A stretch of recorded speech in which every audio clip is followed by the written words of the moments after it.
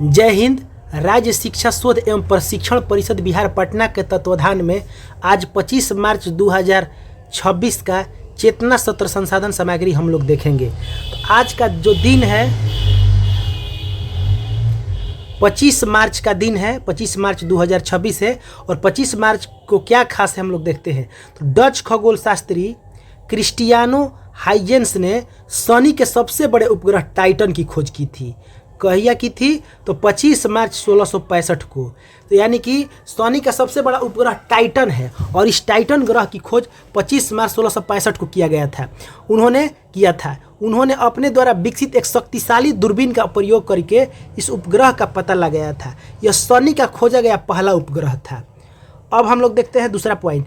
Norman Ernest Borlaug, इनका जन्म 25 मार्च 1914 को अमेरिका में हुआ था। वे अमेरिकी कृषि वैज्ञानिक थे। उन्होंने हरित क्रांति का पिता माना जाता है। उन्हें कृषि क्षेत्र में इस असाधारण क्रांति के लिए 1970 का नोबेल शांति पुरस्कार भी मिला था। उन्हें भारत का दूसरा सर्वोच्च नागरिक सम्मान पद्म विभूषण मिला है। पहला जो सर्वोच्च सम्मान है वो क्या है? भारत रत्न है, और दूसरा है पद्म में पद्म विभूषण। डॉक्टर बस और ये जैसे कि अगर पूछा जाता है कि विश्व के जो हरित क्रांति के पिता कौन है पूरे विश्व में, तो इन्हीं को नॉर्मन बोरलॉग को माना जाता है। वहीं भारत में कह दे कि भारत में हरित क्रांति के पिता कौन है, तो भारत में जो है वो है MS स्वामीनाथन। अब हम लोग अगला टॉपिक देखते हैं। डॉक्टर बसंत रणछोड़ गोवारिकर, ये 25 मार्च 1933 को पुणे में पैदा हुए थे। वे भारतीय वैज्ञानिक थे। उन्हें भारत सरकार द्वारा विज्ञान एवं अभियांत्रिकी के योगदान में पद्म श्री और बाद में पद्म भूषण से सम्मानित किया गया। उनके उल्लेखनीय योगदानों में से एक मानसून की सटीक भविष्यवाणी के लिए पहले स्वदेशी मौसम पूर्वानुमान मॉडल का विकास है। अब हम लोग अगला जो टॉपिक आता है आज का विचार। आज का विचार है सादगी में ही सुंदरता है। वास्तव में क्या है कि जो हम लोग दिखावा करते हैं वो आकर्षण है, सुंदरता नहीं है। सुंदरता वो है जो कि ऐसे ही दिखाई देता है। तो सादगी में ही सुंदरता है। वाल्ट डिज्नी का कथन है कि कल्पना वास्तविकता की ओर पहली कदम है। कोई भी काम करने से पहले हम कल्पना करते हैं, और कल्पना क्या है कि वास्तविकता की ओर पहला कदम है। पहले चांद पे इंसान गया होगा या कल्पना, तो पहले कल्पना गया होगा, उसके बाद इंसान पहुंचा। सामान्य ज्ञान में देखिए क्या है कि महाबोधि मंदिर बिहार के किस जिले में है, तो महाबोधि मंदिर बिहार के गया जी जिले में है। और जैसे कि ये कहाँ है? बोध गया में है, और ये इस गया का नाम अब गया जी हो गया है। तो महाबोधि मंदिर कहाँ है? गया जी में। एफिल टावर किस शहर में स्थित है? ये पेरिस में है। और पेरिस कहाँ है? तो फ्रांस की राजधानी पेरिस है।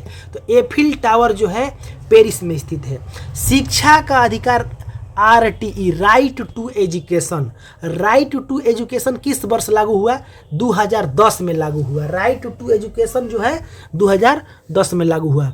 भारत में सिलिकॉन वैली के नाम से किस शहर को जाना जाता है? तो बेंगलुरु को सिलिकॉन वैली के नाम से जाना जाता है।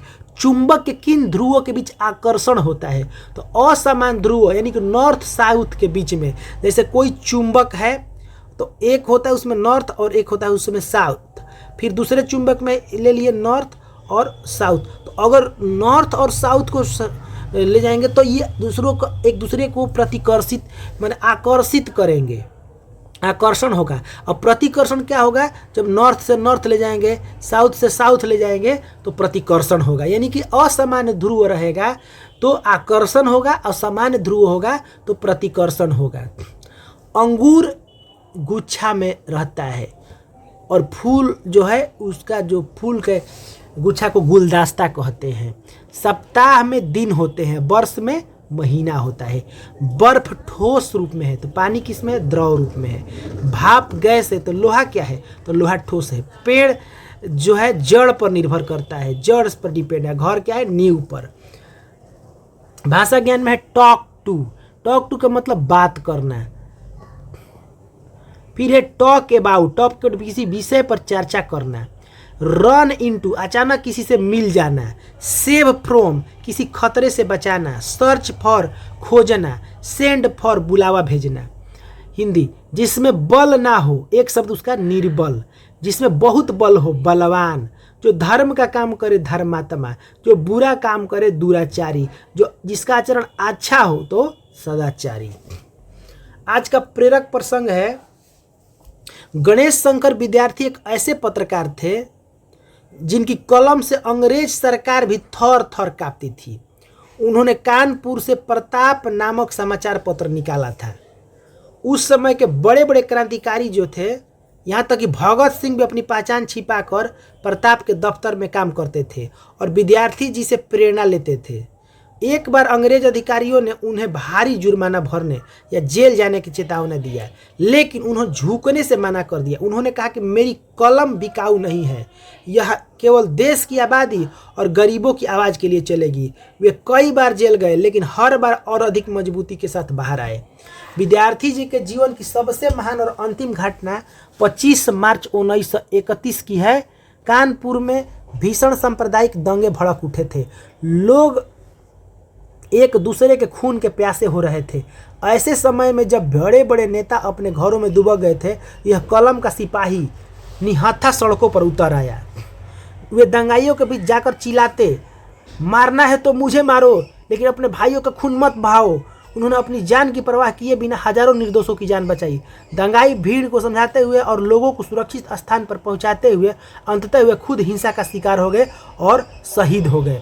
उनकी शहादत पर महात्मा गांधी ने कहा था, काश मुझे भी ऐसा ही गौरवशाली मृत्यु नसीब होता है।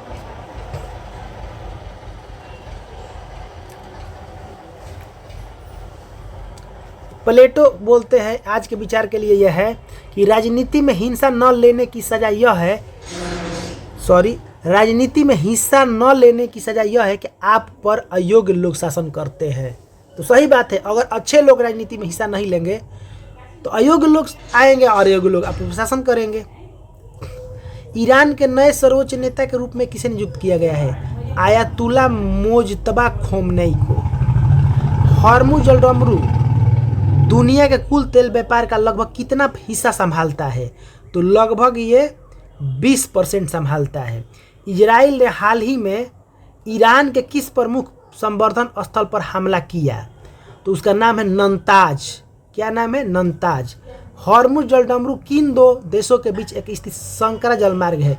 ईरान और ओमान। किसका है? तो ईरान और ओमान। तो हॉर्मुज जलडमरू पूछता है किन दो देशों के बीच में है? तो ये फारस की खाड़ी और ओमान की खाड़ी। फारस जो है कि ये ईरान का ही पुराना नाम है और इसका मैंने ट्रिक बनाया हाफाओ। पूछेगा कि हॉर्मुज जलडमरू कहाँ है? तो हॉर्मुज फारस की खाड़ी और ओमान की खाड़ी के बीच में स्थित है। सामान्य ज्ञान से प्रश्न है, विश्व का सबसे बड़ा प्रायद्वीप कौन सा है? तो अरब प्रायद्वीप। प्रायद्वीप क्या होता है? जो 3 ओर से जल से घिरा हो उसको प्रायद्वीप कहते हैं। तो विश्व का सबसे बड़ा प्रायद्वीप अरब प्रायद्वीप है। विश्व की सबसे ऊंची झील कौन सी है? तो ये टीटीकाका झील है। कौन झील है? टीटीकाका झील। पेरू और बोलीविया की सीमा पर है। ग्रैंड बैंक किसके लिए प्रसिद्ध है? ये मछली पकड़ने, मत्स्य पालन के लिए है। आइसोथर्म रेखाएं मानचित्र पर क्या दर्शाती है? थर्म का मतलब तापमान होता है, जैसे थर्मामीटर से मनुष्य के शरीर का तापमान मापा जाता है, बुखार मापा जाता है। तो आइसोथर्म रेखाएं समान तापमान वाले स्थान को दर्शाती है। ग्रेट बैरियर रीफ किस महाद्वीप के पास? जो भी ग्रेट आ जाएगा, ग्रेट शब्द समझ जाइए, लगभग ऑस्ट्रेलिया के साथ रहता है। तो ग्रेट बैरियर रीफ ऑस्ट्रेलिया महाद्वीप के पास स्थित है। अब हिंदी और इंग्लिश कुछ शब्दावली है, भाषा ज्ञान में हम लोग देखेंगे। तो निर्झर मतलब झरना होता है और निर्जर का मतलब देवता या जो बूढ़ा ना हो। परुष का मतलब कठोर और पुरुष मतलब आदमी। प्रकार माने ढंग या तरह और प्राकार माने होता है किला या घेरा। प्रथा का मतलब रीति रिवाज और प्रथा का मतलब कुंती होता है। प्रणय मतलब प्रेम होता है और परिणय माने विवाह होता है। पायस का मतलब खीर और पावस का मतलब वर्षा ऋतु। जनरल मतलब होता है सामान्य और स्पेशल का मतलब विशेष। होप माने आशा और डिस्पेयर माने निराशा। इनोसेंट का मतलब इनोसेंट मतलब बेगुनाह यानी निर्दोष और गिल्टी मतलब दोषी। मैक्सिमम मतलब अधिकतम और मिनिमम मतलब न्यूनतम। प्राइवेट का मतलब निजी होता है और पब्लिक का मतलब सार्वजनिक होता है। स्ट्रिक्ट का मतलब सख्त होता है, लेन्यूट का मतलब नरम होता है। और बिहार विशेष से कुछ क्वेश्चन देखते हैं, जैसे कि बिहार में कैमूर का पठार जो है यह किस पर्वत श्रेणी का हिस्सा है? तो विंध्य पर्वत श्रेणी का हिस्सा है। विंध्य पर्वत जो श्रेणी है वो भारत को लगभग 2 हिस्सों में बांटता है, और उसी विंध्य पर्वत श्रेणी का जो ये भाग है कैमूर का पठार है बिहार में। बिहार की सबसे पुरानी नहर कौन सी है? तो बिहार की सबसे पुरानी नहर सोन नहर है, और इस सोन नहर को 1874 में बनाया गया था अंग्रेजों के द्वारा। कांवर झील को किस वर्ष पक्षी बिहार घोषित किया गया है? तो ये जो है ये 1989 में बेगूसराय में कांवर झील को पक्षी बिहार घोषित किया गया है। सोमेश्वर श्रेणी की ऊंचाई कितनी है? तो सोमेश्वर श्रेणी की ऊंचाई लगभग 874 मीटर है, लगभग 874 मीटर। अब हम लोग तर्क ज्ञान कुछ देख लेते हैं। किताबों के ढेर में गणित की किताब ऊपर से 6वीं और नीचे से 22वीं है। जैसे किताबों का ढेर है तो ऊपर से जो है ना ये 6वीं नंबर पे है, यहाँ पे है, और नीचे से जो है ना ये 22वें नंबर पे है।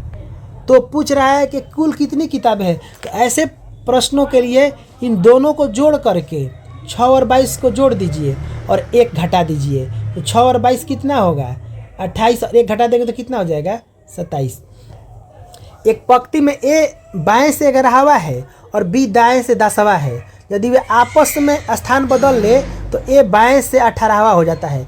इसका मतलब है कि ए जो है वो 18वें नंबर पर चल गया, जो बी जो है वो दाएं से 10वें नंबर पर था, यानी कि यहाँ पे था वो 10वें नंबर पे बी था, यानी कि कुल मिलाकर ये वही बात हो गया। 18 और 10 जोड़ करके और 1 घटा दीजिए, तो 18 10 28, 1 घटा देंगे तो कितना हो जाएगा? 27। ए बी के पूर्व में है, तो इसमें डायरेक्शन में क्या करते हैं कि सबसे पहले डायरेक्शन आप बना लेते हैं। ए बी के पूर्व में है, तो जैसा कि आप जानते हैं कि जैसे डायरेक्शन क्या होता है, ये नॉर्थ है, ये साउथ है, ये ईस्ट है, ये वेस्ट है। तो हम डायरेक्शन में क्या करेंगे, जैसे लिखा कि ए बी के पूर्व में है तो हम ए को बी के पूर्व में लिख देंगे। जैसे ये बी हो गया, अब बी के ये पूर्व में हो गया।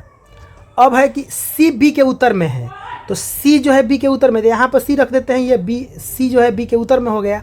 अब पूछ रहा है कि सी के संदर्भ में ए किस दिशा में? सी के संदर्भ में, तो अब हम क्या करेंगे कि सी के पास एक डायरेक्शन बना देंगे, तो ये सी हो गया, और सी के संदर्भ में ए यहाँ पर है, तो सी के संदर्भ में ए यहाँ पे है, तो सी ये हो गया मतलब कि ईस्ट, और ये हो गया साउथ।